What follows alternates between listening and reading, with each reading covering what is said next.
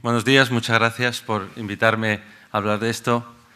Thank you, Angelo, for your talk, interesting talk. I'm sorry because I am going to speak in Spanish.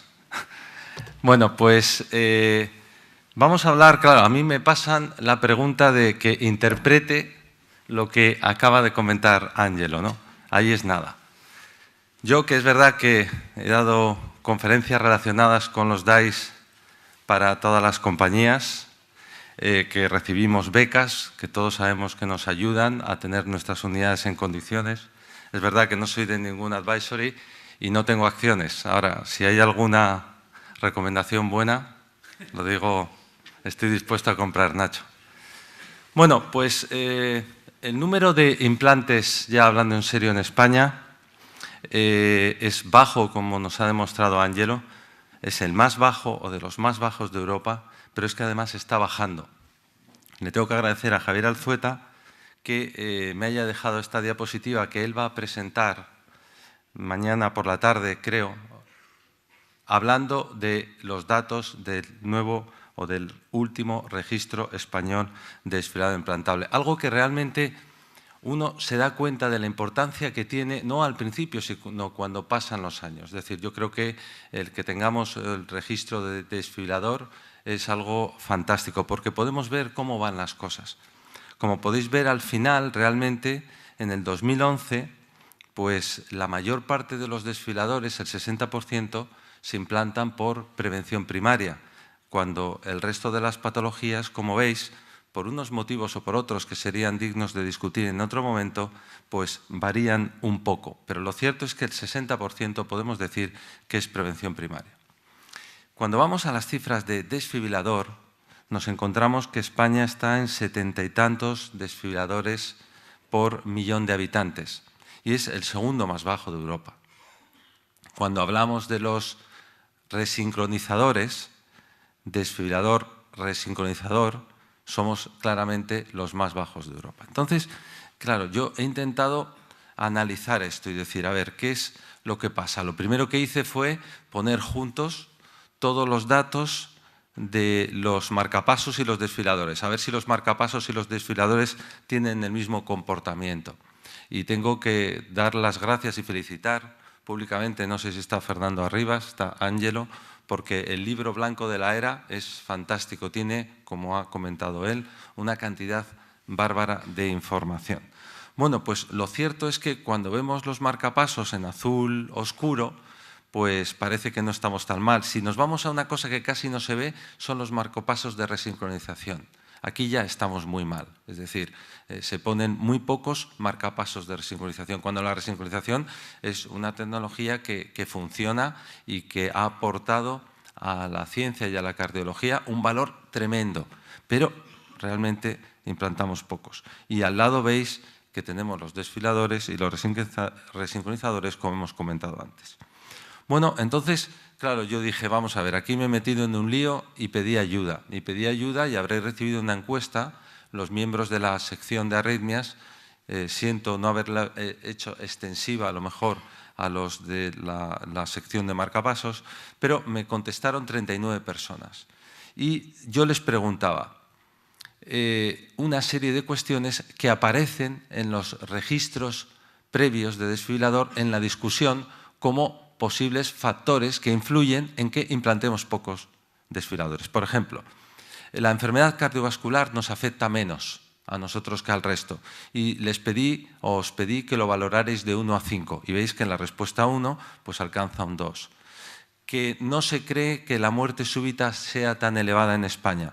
Pues veis que sube un poquito de 2. Que no se conocen las guías clínicas o que no se creen las guías clínicas. Estamos hablando de los puntos 3 y 4 que ya van creciendo. Pero la que ganó realmente es la número 5, que los médicos no remiten a los candidatos para implante a la unidad de arritmias. Que no hay suficientes centros para implantar, parecía que no. Y parece que se está empezando a limitar el número de implantes en algunos hospitales por cuestiones económicas. Y les pedí también que otras razones. Es decir, los que contestaron a la 1, dándole importancia o no, lo cierto es que la cardiopatía isquémica es diferente en nuestro país que en el resto de Europa. A simple vista todos levantaríamos la mano, o muchos, y diríamos, sí, sí, tenemos una menor mortalidad por cardiopatía isquémica, etc. Ojo, que cuando nos vamos a los datos, España ya veis que no es el color más clarito. Entonces, no. Los datos que están publicados este año en una publicación que el que quiera la referencia se ve arriba a la izquierda el logo, pero está muy bien, no sé cuál será la calidad de los datos, pero están registrados todos los datos de patología cardiovascular de Europa, pues nos dicen que efectivamente, incluso por distintos grados de edad y combinando con sexo, etcétera, ojo, que no estamos tan bien. Otra cosa es que vivamos un poquito más, pero no estamos tan bien, no somos diferentes respecto al resto de Europa, de la Europa con la que queremos competir. Y me fijé, dije, a ver los hemodinamistas, porque a ver si encontramos datos con la cantidad de angioplastias que pensamos que se hacen, sobre todo los arritmólogos, porque los tenemos enfrente y normalmente nos quitan las alas. Y sin embargo, la sorpresa es que España, pues tanto en angioplastias como en bypass aortocoronario, tampoco es... Es decir, que no tenemos, a lo mejor nos creemos que estamos en una posición, pero que luego realmente no somos tan activos como pensamos. Que la muerte súbita no es tan elevada. Ya veis que alcanzó un 2 y pico de puntuación. Bueno, aquí sí que no hay datos. Aquí te vas y tienes que los datos de Marugat iniciales que hablaban de que, bueno, ¿qué puede ser en España? Entre 0,5 y 1 por 1000 habitantes la muerte súbita, la incidencia de muerte súbita anual, pero cuando vas a buscar datos no existen. Y cuando hemos querido poner en marcha un registro, aunque solo fuera a nivel de deportistas, es tremendamente difícil llevar a cabo registros que no sean limitados. Y desde aquí hago una llamada a la sección de arritmias, a su presidente y al resto de la Junta, que estoy convencido que los registros, que hagamos registros, que tengamos información, como ya ha comentado antes también Ángelo, es algo fundamental. No tenemos datos, no sabemos, no se puede decir que la muerte súbita sea menor aquí. ¿Y qué pasa con las guías? Que no se conocen las guías clínicas o no se creen las guías clínicas, que este también es un comentario que ya veis que va adquiriendo importancia en la encuesta. Bueno, está claro que uno puede no creer en nada. Y tenemos las guías clínicas NICE y tenemos las guías clínicas de la europea. Y que constructivamente podemos hacer críticas de que en algunos casos concretos no está tan justificadas las indicaciones como en otros. Pero lo cierto es que a mí lo que me interesa es, a veces, contrastar si los ensayos clínicos tienen luego, en la práctica clínica, los mismos resultados. Y he encontrado esta publicación bastante reciente, como veis, de Arthur Moss entre uno de los firmantes, el último, y que lo que viene a hacer es que compara con métodos estadísticos nuevos de macheado, etcétera, a pacientes normales y corrientes que los incluyen en un seguimiento y los comparan con los pacientes que se incluyeron en el registro MADIT, porque siempre se dice que los registros o los estudios aleatorizados seleccionan tanto a los enfermos, se les cuida tanto que las mortalidades siempre son menores que cuando nosotros estamos en la vida real. Pues veis que las dos rectas de abajo, que están muy juntitas, corresponden a los pacientes que llevaban un desfibrilador en el MADIT y los pacientes que han tenido un desfibrilador puesto y que son MADIT-like, pero de la vida real. Y como dicen ellos en el artículo, los cursos clínicos son muy similares. El desfibrilador sigue siendo eficaz en prevenir la muerte súbita en este grupo de pacientes. Es decir, que podemos decir que en la práctica clínica esto funciona. Y luego, ¿qué hay para creer en las guías clínicas? Bueno, yo creo que todos debemos hacer un esfuerzo y analizar nuestros datos. Esta es la mejor forma de creer en ello, de ver lo que está pasando en tu hospital, con tu experiencia. Nosotros analizamos, como veis, en cardiopatía isquémica, tenemos casi 200 pacientes a los cuales se les ha puesto un desfibrilador en prevención secundaria, por las distintas causas que tenéis aquí. Taquicardias ventriculares, muerte súbita. Sabéis que somos un centro que nos gusta mucho la ablación, intentamos a los enfermos con arritmias ventriculares, de hecho tenemos una unidad dedicada específicamente al tratamiento de las arritmias ventriculares y a pesar de eso, el desfibrilador, fijaros que actuó en 1 de cada 3 pacientes con taquicardias ventriculares, que se había puesto el desfibrilador por taquicardias ventriculares, y casi en 1 de cada 5 en el que se había implantado por muerte súbita. En el 6% de los enfermos solo con síncope no filiado. Bueno, ya son números mucho más pequeños, pero aquí desde luego le hemos sacado partido al desfibrilador. Pero el quid de la cuestión está en prevención primaria.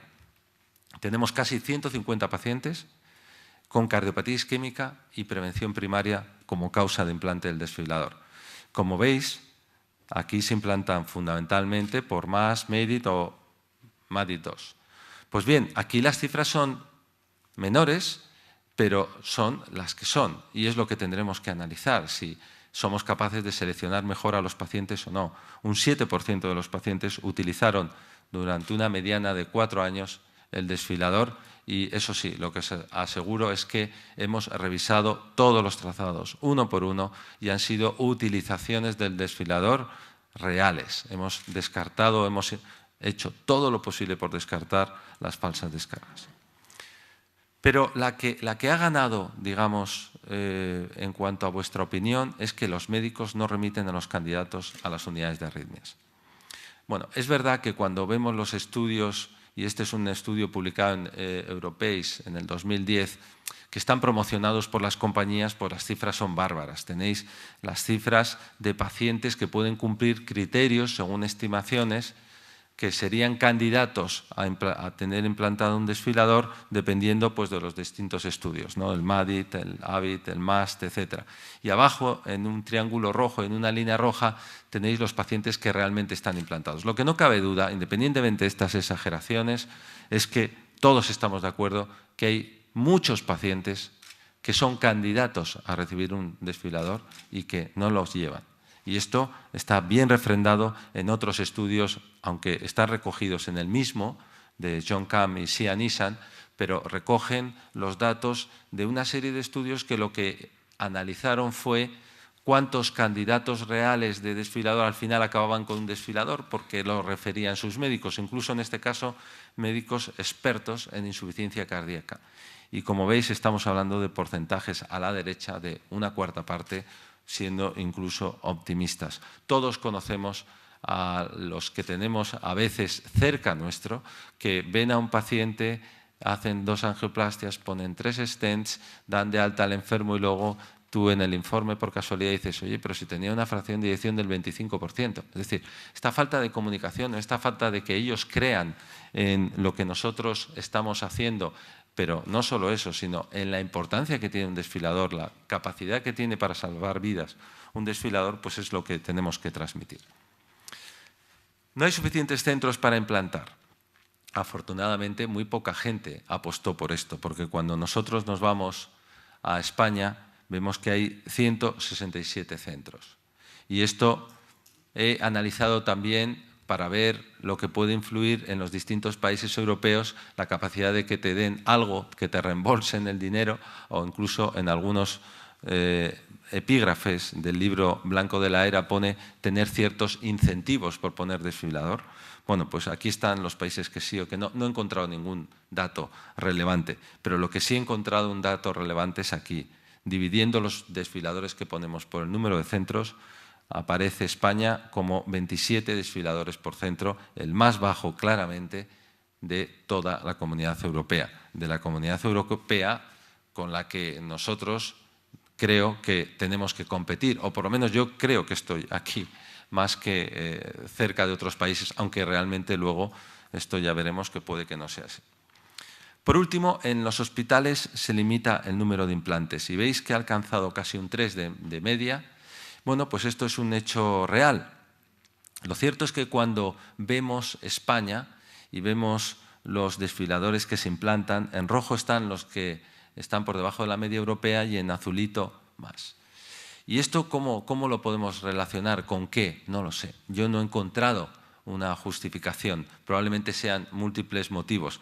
Pero lo que sí alerto es de un problema. Es decir, fijaros esa zona, las zonas rojas, y nosotros cuando hablamos, por ejemplo, de economía, que es verdad que a todos nos gusta, aunque yo no sé, también me está empezando a gustar, y vemos el problema del déficit público, lo que sí es cierto es que, ojo, porque varias de esas comunidades que aparecen con menos desfiladores que la media europea, además han incumplido el déficit público de una forma notoria. En rojo están las bolas que, aunque no podéis ver las cifras, suponen que han estado por debajo del déficit público pautado con la Administración Central. La Administración Central se está poniendo dura y probablemente va a haber más recortes en todos, pero en esas comunidades más. O sea que lo digo y lo pongo esto para decir que las cosas van a ir a peor. Pero alguna buena noticia.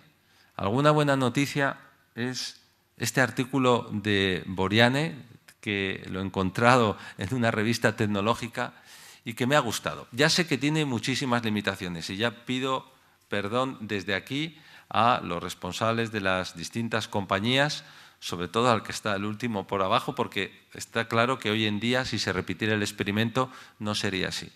Pero lo que analizó fue desfiladores de Medtronic, Guidant y Sanjut, que estaban implantados en los años 2000, 2001 y 2002 y que se quitaron o que aguantaron hasta el 2009. Entonces, ha calculado, dependiendo de lo que cuesta el desfilador, si era single, double o CRT, y dependiendo de la duración, sobre todo, del desfilador, lo que cuesta al día.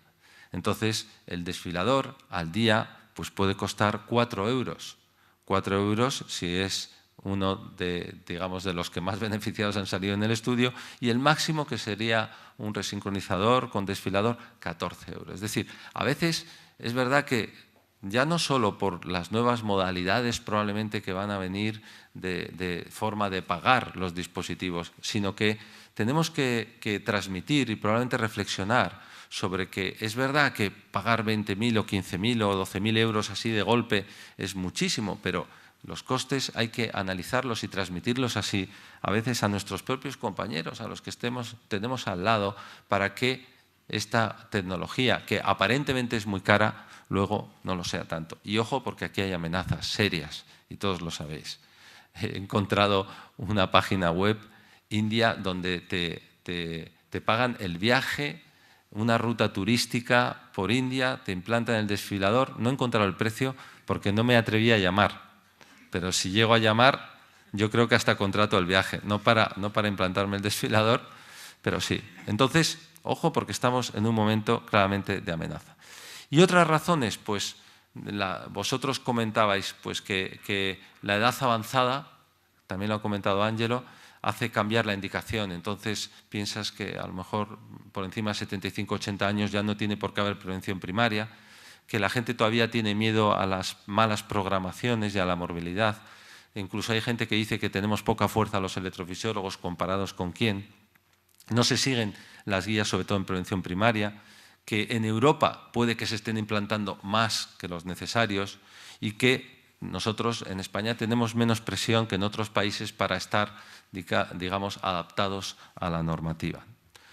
Bueno, lo cierto es que yo al final, después de pensar unos días sobre este problema, yo no tengo claro por qué implantamos menos. Yo creo que debe ser multifactorial y es verdad que puede que no nos lleguen suficientes pacientes a las unidades de arritmias. Ojo, la tendencia es que estamos disminuyendo en el número de implantes. Y lo que estoy convencido es que es seguro que hay pacientes que necesitan el desfilador o que les vendría bien el desfilador y no lo están recibiendo. Y que es probable que con las perspectivas económicas esta situación empeore. Entonces, yo tengo que decir una cosa, es decir, yo creo firmemente en el desfibrilador, porque creo que es una de las terapias que más vidas ha salvado.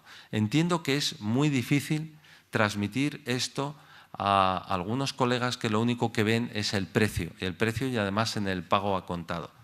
Pero yo creo que tenemos que hacer un esfuerzo conjunto. Creo que estamos en una situación ahora como no hemos estado nunca. Y tenemos que hacer un esfuerzo conjunto que consista en, primero, investigar. Investigar para seleccionar mejor todavía a los pacientes que creemos que van a beneficiarse de un desfibrilador y acertar. Y después, hacer las cosas lo mejor posible en el sentido de ahorrar todo lo que podamos con el propio desfibrilador.